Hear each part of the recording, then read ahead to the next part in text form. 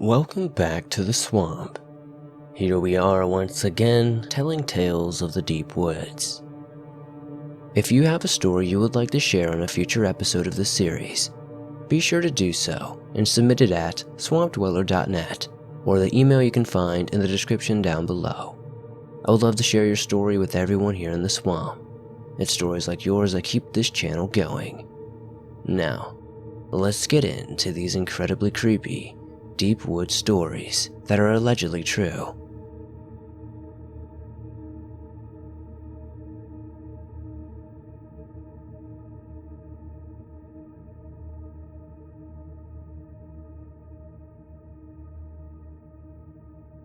Now, this isn't maybe a scary story, but more of just a creepy one. My friend's dad's family used to live in the woods near Eureka Springs, Arkansas. My friend's uncle was the oldest of 3 kids and was allowed to explore the woods on his own, even though he was only about 9. One day, he came across a little cottage nestled in the woods. He knocked on the door and was greeted by 2 old ladies. He promptly asked for some water, as he had been exploring for hours. The ladies invited him in and gave him milk and cookies and sat down and talked with him while he pets their cat. They talked for a while, and they eventually invited him to stay for dinner and spend the night because it was getting dark and he was a ways from home. His parents were pretty used to him being in the woods for nights without coming back, so he accepted without question. He spent the night without incident and returned home the next morning. He visited many more times over the year, and one day they told him that to bring his parents and brothers next time he came. So the next week the whole family embarked on the long trek to the cottage. When they arrived, however, they found the remains of a small cottage that appeared to have been abandoned for years. Everyone was very confused as they had all trusted that my friend's uncle had visited the woman many times. They had absolutely no idea what had happened, or if my friend's uncle had been actually visited by anybody. To make things even weirder, as they were leaving, an old skinny white cat ran past them, darting into the trees, leaving them in utter shock.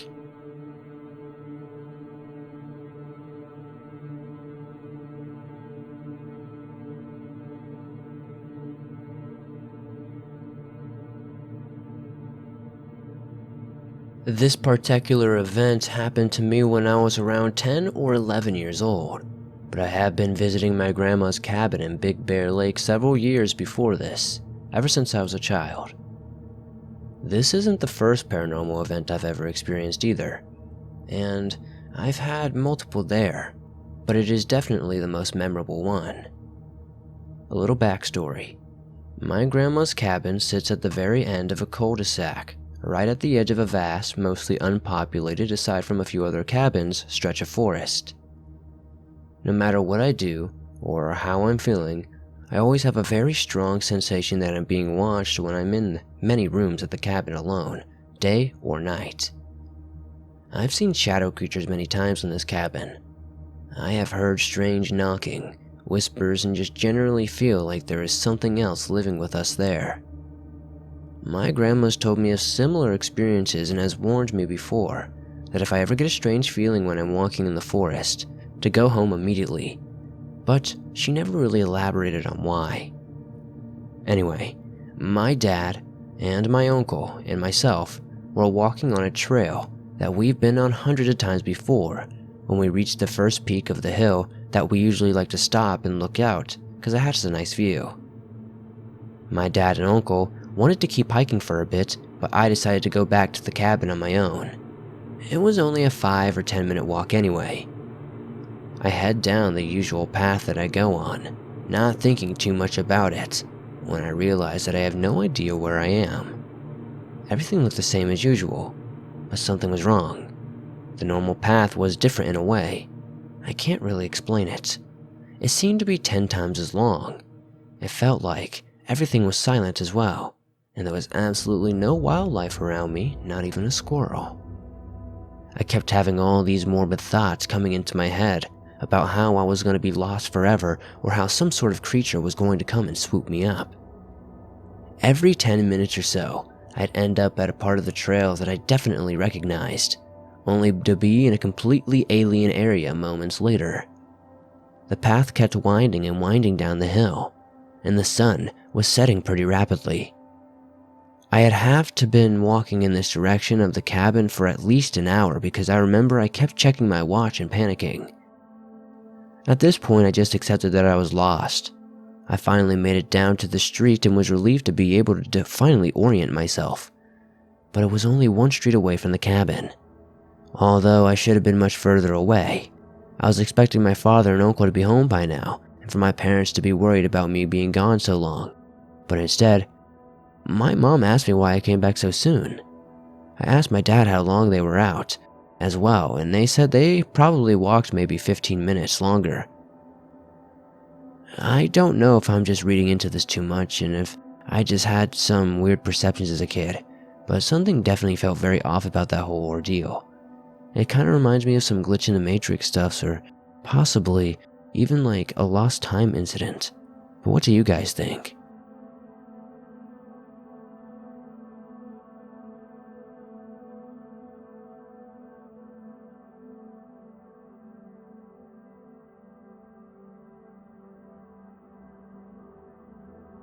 In early April of 1978, members of my family took a trip to the Sequoia National Forest, near the confluence of the Kern River and Brush Creek Flats. The party consisted of my grandparents, my parents, my aunt and uncle, my cousins, and my siblings. I was about 8 years old at the time when this happened. In any case, about noon one afternoon, my aunt laid my cousin, age almost 3, down in a tent for a nap. Our grandparents were in a trailer just above the tent, and the camping spot was hemmed in by the river and creek on the other sides. To reach the creek, you had to take a small path over the side of the steep embankment and follow the river down. It was a warm day. My cousins and siblings and I were eager to go back down to the creek, and our parents went down with us to watch us. To be fair, I don't know why my aunt thought it would be okay to leave a toddler in a tent alone. But my grandparents were in line of sight and never left their camper area. They looked in on Katie around 1 and she was still asleep. Around 2, my aunt realized that Katie had been asleep for 2 hours and wanted to wake her so she could go to sleep at a regular bedtime later that night. So she went up to the hill. 5 minutes later, all hell broke loose. My aunt reached the tent to find Katie not in her sleeping bag. She assumed she was with her grandparents in the trailer and went up to look in on her. My grandfather was sitting outside and my aunt said, "Hey, is Katie inside with Mom?" My grandfather said no, she's been sleeping in the tent. Of course, that sent my aunt into automatic panic mode because Katie was not in the tent. Everyone started looking for Katie. I remember very specifically my uncle running to the pit toilets because he feared that Katie tried to use them by herself and fell in. My parents were scared Katie tried looking for us and maybe fell over into the river or something. Either way, no one was anticipating a great outcome. Us kids were asking what was happening and see if we could walk up the creek to the easiest spot to go down to see if she was anywhere in the creek bed. She wasn't. After checking everywhere within walking distance, my cousin flagged down a passing logging truck with a radio to call in to the authorities, and my other uncle drove down a little store to make a call to the police. Meanwhile, everyone was an adult. Besides my grandmother was gone and looking for her. My grandmother stayed with us in the trailer just to look after us. The logging trucker radioed up to their crew base, which was near Johnsondale, and asked everyone to be on the lookout for a child. They were up the river and had trucks coming down almost every half hour. No one saw Katie. There was no real sign that she had been anywhere. When she was laid down to sleep, my aunt had left her in shorts and a tank top and a white leather sandals with a buckle.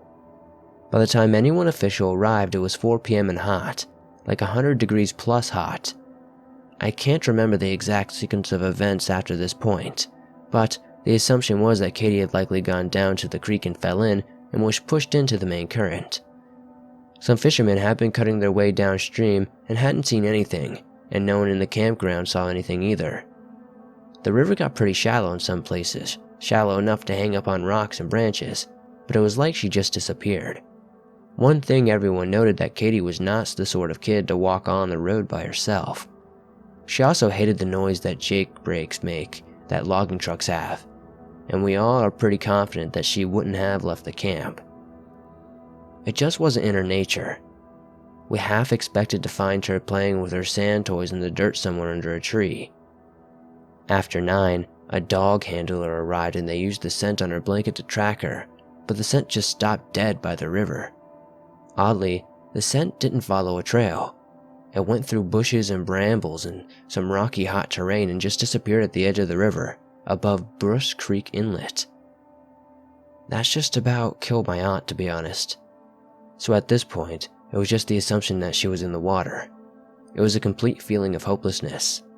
They had decided to see about getting a search and rescue team, specifically one trained in swift water, but those weren't a thing back then. But it was decided that the crew they would get would start heading up a canyon or over from another county. About 5 o'clock in the morning, a crew arrived and they started to formulate a game plan. Meanwhile, some forestry guys were walking up the road looking for any signs, and they found a sandal above where the dog indicated she went into the river, about 20 feet the wrong way though. It was odd. That refocused the search. Maybe the dog tracked an earlier trail, or maybe it had just been the opposite side of the river, and he saw a small white tank top in tatters. It was covered in those little wheat-looking brambles and torn. It was so beat to hell that he didn't even pick it up. But on his way back to his vehicle around 8 a.m., he was stopped by a game warden and questioned, as many people were. He told the warden he found a tank top, and they went back to retrieve it. It was Katie's. Simultaneously, a hiker recalled hearing what he took for giggling in a child's voice hours earlier in the dark near that bridge. All of these men had solid alibis for the night before. Just about the same time, the radio crackled, and to everyone's astonishment, my cousin was found like 5 miles up the road, across a very slippery creek just above a huge waterfall. She was totally nude. A car came down from another campground, saw her just standing there in a daze. She wasn't upset, just dazed. Not cold, not sunburns, not hurt in any way. Her feet and legs were a little scratched up, but the bottoms of her feet were perfect. To this day, I have no earthly idea how she survived what she is alleged to have survived. A toddler allegedly cut through brush, crossed a river, gained about 2,000 feet of elevation, and walked 5 miles in the blistering sun? Did she survive a night outside with no clothes on? No blisters on her feet from walking on hot granite? She didn't stumble or fall once? The easiest assumption that everyone was quick to make that she had been abducted. But by whom or what and how? People thought they deposited her where she was found. But why were her tank top and sandal found in the condition they were? It makes no sense. Where were the rest of her clothes? They wrote off her day's state as dehydration and exposure. But when they were asking her what happened, she didn't talk about being taken or held against her will. She talked about following a bear man. None of it adds up, and to this day, it stays a family mystery.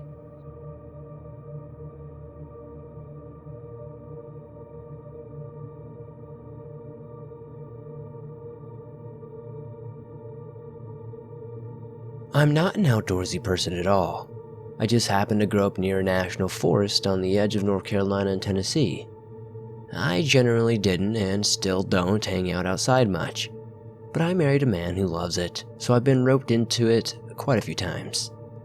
Anyway, this happened about 2 years ago in the summer, shortly after the 4th of July at Clingman's Dome. You guys can Google it if you like, but it is the highest peak in the Great Smokies National Park. My husband had been hounding for everyone to go there. Myself and my 2 sons were aged 6 and 8 at the time. We were not going to stay overnight, just to go check the summit viewing deck. Again, Google it if you need to. Now, for those who have never been there, the viewing deck has 2, maybe more ways you can get to it. The most common way and the way we took was to drive in, park, then take about a mile hike to the deck. It is super easy and also super busy depending on the time of year, and it is also paved, so it is pretty easy to traverse. We go, get up there, and take some really amazing photos and hang out for just a little bit. Now, here is where, in hindsight, things started to get weird. My youngest child has epilepsy and a migraine disorder. He has been seizure-free for 2.5 years, and headaches are controlled by a medication. As we are going back, he started to complain that he feels really hot and his head hurts. On the dome, it is cold because of the high altitude. We were all needing long sleeves and it felt more like November instead of summer. I tell my husband and other children I'm going to carry him the rest of the way, and me being the out-of-shape person I am, would meet them at the car if I got behind or had to take it slow, which I was sure I would from carrying 50 pounds of child. I didn't want to ruin their fun day, and figured I would sit in the car with the AC blowing on the little one and give him some migraine rescue meds, and that, while we rested, my husband and sons could finish exploring. I made a half joke about sending the rangers in to find us if I didn't make it back to the car shortly after they did, because I'm in terrible shape and may need to be golf carted out. They went ahead, but were still in sight. Maybe a few hundred feet, I'm not too sure. At this point, maybe it was a lull in the visitor levels, but there were no other people, so I could not see anyone in front of us or coming down behind us. My little one starts to cry and say both of his ears and head hurt too, and he was covering his ears now. At this point, the weight of him was breaking my arms off, so I put him down and told him we were going to sit and rest for a few minutes. We walked off the paved trail and sat down at the edge of the tree line, and I told him to close his eyes and just relax and lay down on the cool grass beside me. We were almost to the car, etc. I get my phone out and text my husband that we are resting, and I noticed it was silent because my text clicks sounded so loud. No wind, not a thing. It was like someone pressed pause on the area, where the forest was holding its breath. It's such a weird way to describe it, but it's the only way I can think of. My mother is a paranoid whack job about tornadoes. She grew up in Illinois, so rightly so, and spent years pounding it into my head as a child that there is a calm before the storm. It happens to take cover because it will be a tornado touching down, despite that it never happens here. So that was my first thought. A tornado is about to happen because everything just went dead. My kid is now curled up beside me, whimpering that he is scared, his ears hurt, and to make it stop, and he wants to go home. I swear to you, I felt like this little voice was like the voice of God. That is how silent this place was. By now, the hair on my neck is standing up, and it is just a general sick feeling like I'm thinking of a tornado is about to begin and to suck us up, but I can't actually see any storm clouds. I actually started to feel afraid and started to look around me and focused on my kid and calming him down. At this point, the area had this ominous, heavy feeling. I can't explain this feeling either. Almost like I was afraid to look because I wouldn't like what I would see. It's like when you're a kid and you're too afraid to look what's under your bed. I know, it sounds insane.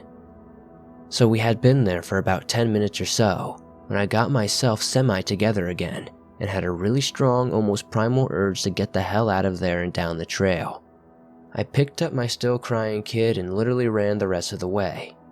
When we got there, my husband and other child were nowhere to be found. He had the keys, so we had to wait. At this point, it was only our car and 2 others still there. I assumed that those other 2 were on another, less easy trail, so I let the little one sit on the hood and prepared for the wait. At this point, I was still feeling leftover heebie-jeebies from the creepy quiet where we rested off trail, but my kid was no longer complaining about his ears or his head. A few seconds later, my oldest son comes racing down the same trail we just came out with a look of sheer panic on his face before he turns his head and starts screaming that he found mom and brother. He was followed by my husband not even a minute later. My other son had been visibly crying, and my husband immediately started screaming at us about where the hell we've been and if we are okay. I asked him what the issue was. I told him that I sent him a text and that we were resting and we would be here a little longer. Now, here is where my blood ran cold. He told me that they had been looking for us for over 3 hours. I called him a liar and that it probably just felt like hours. I said we were resting for about 10 minutes, but after checking my phone, his phone, and even the clock in the car, it turned out that we really had been gone for about 3.5 hours. Besides this, my husband and another child said they had gone up and down the paved trail to viewing the deck 3 or 4 times while calling mine and my little son's name. This would have been impossible to miss because the sound carries to an extreme level in that area. You could yell and it would be heard from a mile away. I promptly turned and asked my little son if he still needs his migraine medicine, and he said the noise making his head hurt was gone and he was fine now. My husband asked him what noise and he said it sounded like a big bumblebee inside his head. We hauled out of there as fast as we could, all the while my explaining every detail to my husband, who basically told me to quiet down until we got home so we could talk away from the kids. Needless to say, we haven't been back to that area again. My husband is no longer a fan of the woods like he used to be either.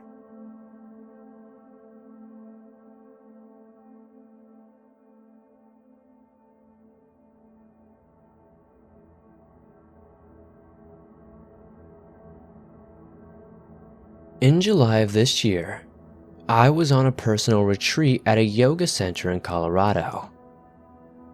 I too live in Colorado, and I am a fairly experienced hiker and had been to this facility several times over the years, so I'd been on a solo hike on this land with some familiarity with the trails. The second day of my retreat, I set out in the afternoon on a solo hike. I took my cell phone for taking photos. About 3/4 of a mile into the hike on a well-marked trail, I walked maybe 5 feet off trail to have a look at a brightly colored sign attached to a tree which gave the name of the national forest I was in. I read the sign, turned around to get back on the trail, and literally, the trail was not there.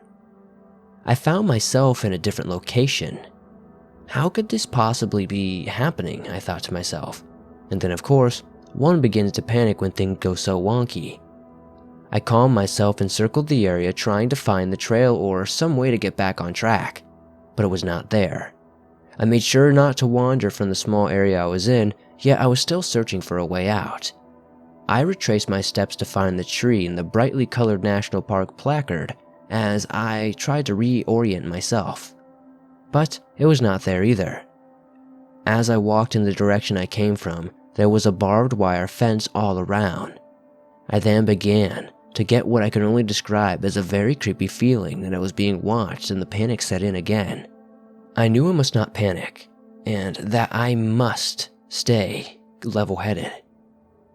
I had to stay the area I was in, because I would get more lost, I thought to myself. I felt as if there was an energy trying to get me going a certain direction, but my gut, my intuitive self, said no, don't you dare go that way. Then I thought to call 911 or my husband, who was 30 miles away.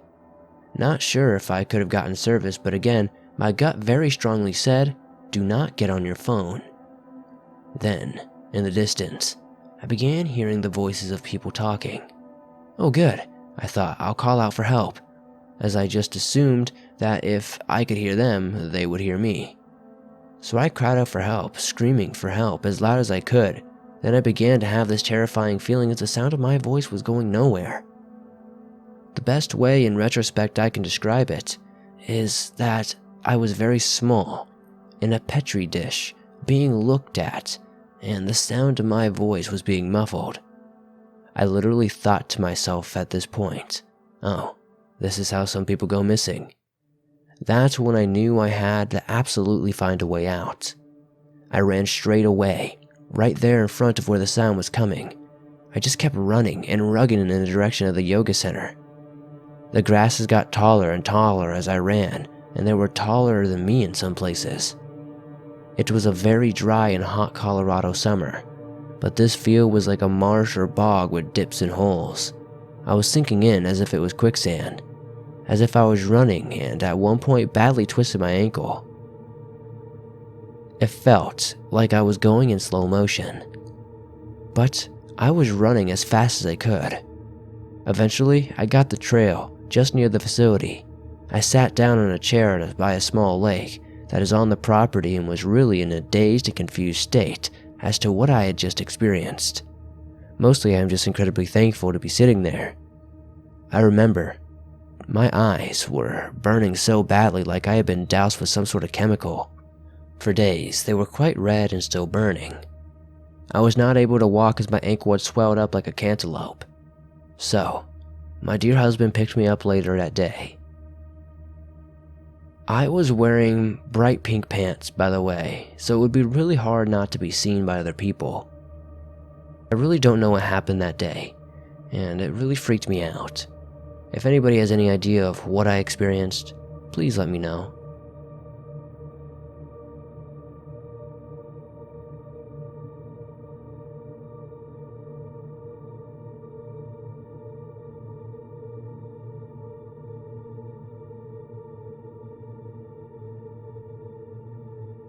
Growing up in the mountains of North Georgia, camping and hiking were things I and my brother did so often that it was second nature. So anytime Ryan and I had a break from school, we would head straight for the woods. We packed our gear, let our parents know where we were going, and that was that. No questions asked. We decided to camp about midway through Jack's River Trail in the Cohutta Wilderness, and it's a trail we knew fairly well, as we had done it many times before. We often practiced long hikes. We arrived at the trailhead at around lunchtime, parked the car, got our gear out, and began to head into the woods. We passed a few hikers as we moved along and asked them how the trail looked, and the answer was wet. Jack's River Trail probably crossed the river 50 times as it went along its 17-mile-plus journey, and with the colder temperatures of the late fall settling in, it was harder for the trail to stay dry. We moved deeper into the trail and started to look for places to camp. This is where Ryan and I made our first mistake. You see, Ryan and I have this rule. We don't camp near people if at all possible. Call us paranoid, but the last thing we want is for someone to drag us out of our tents into the woods never to be seen again. So, we always camped a pretty decent ways off the camping trails. And if anybody was in the area, we would just leave. Roughly 2.5 hours or so, we found what we thought was a perfect place to set up for 2 nights, and we would be out. We came up to Horseshoe Bend and ventured about a half-mile off the trail into clearing and setting up. We built a teepee firelay for the night and pitched our tents on either side.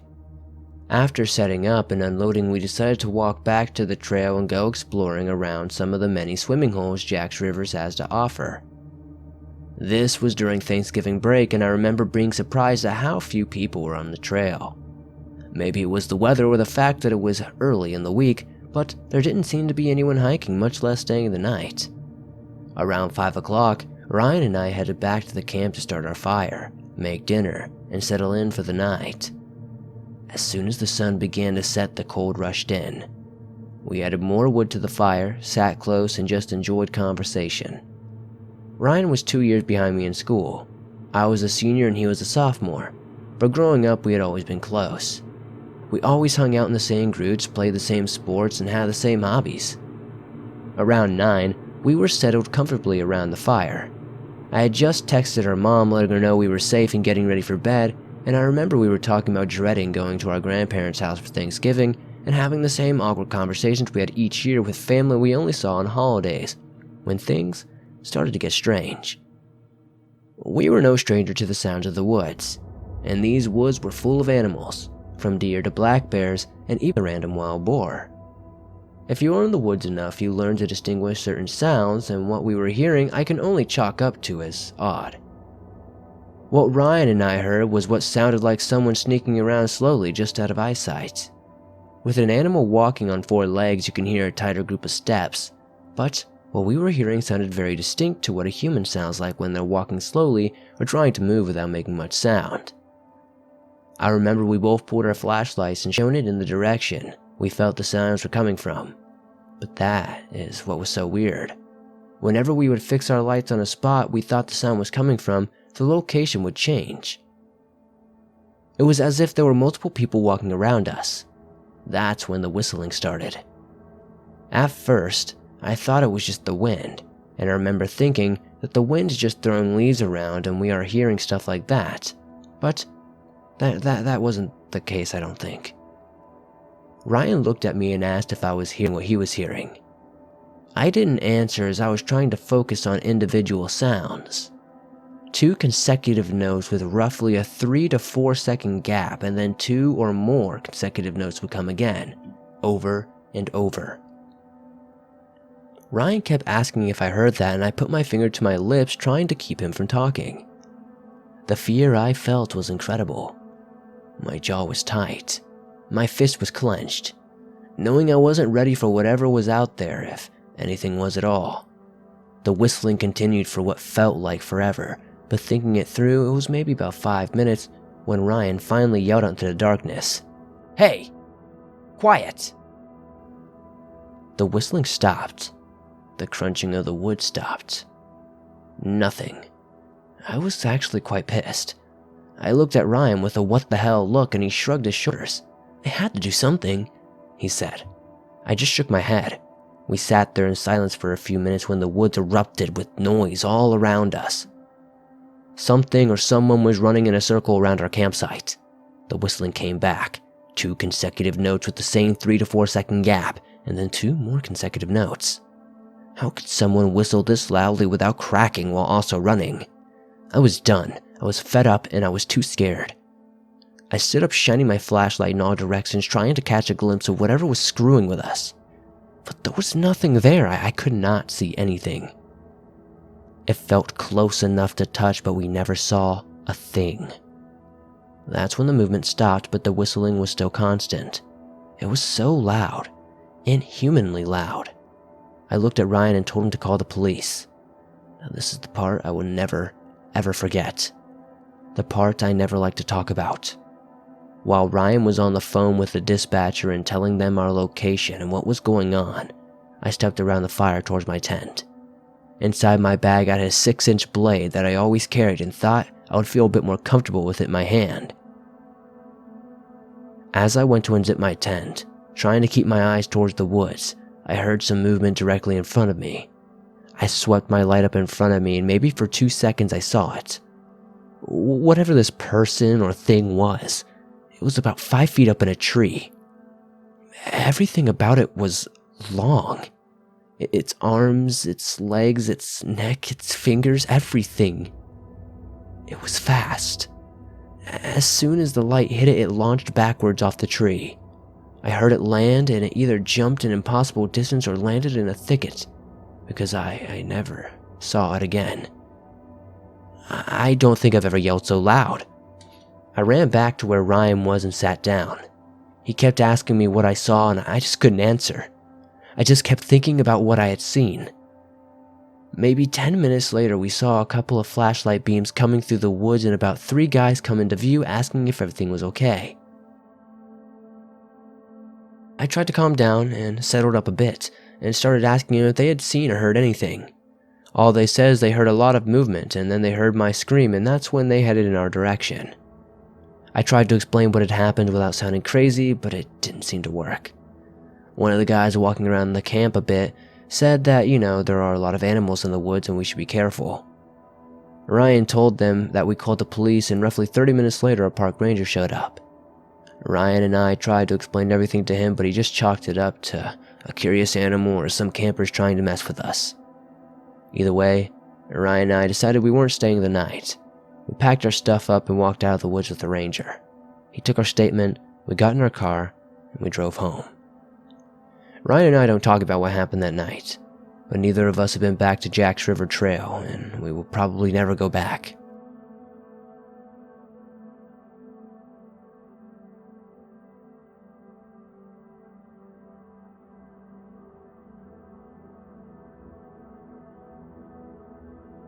My name is James. I like to explore the woods quite a bit. I used to do it much more frequently when I was younger. Now, the forest near my house is no ordinary forest. I've seen many creepy things and strange objects in there before. One time, In the summer of 2018, I was looking for clear paths in the forest with my friend Scott. We found a path the other day, but it basically led nowhere. Nothing occurred the previous day, however. This day was just different. We found a cool path and we decided to explore it. This path connected to another path which didn't look like it had an end, but we continued on anyway. We went deeper and deeper into this unexplored area until we reached a clearing. This was quite a large clearing. We looked around a little and we were about to head back when I saw a metal object sticking out of the ground. As I was going over to examine the object closer, I heard something. It was a grunting, running noise. I looked behind me in the clearing and saw a glimpse of something running at my friend and me. We ran so hard that we got out of the forest in a flash. Since the event, I've gone in the same path multiple times. All of those times we have been equally creeped out. This one time we saw a person in the clearing pointing at us. Another time I heard a baby crying in the woods. The time I heard the baby crying, I got it on video. I'll upload it if you guys want to hear it. After these experiences, I will never be the same though.